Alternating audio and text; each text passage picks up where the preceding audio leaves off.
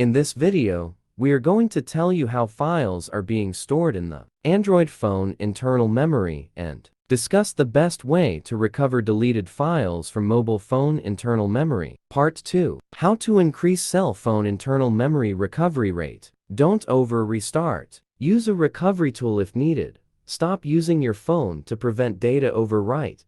Act quickly for better recovery chances. Choose reliable data recovery software.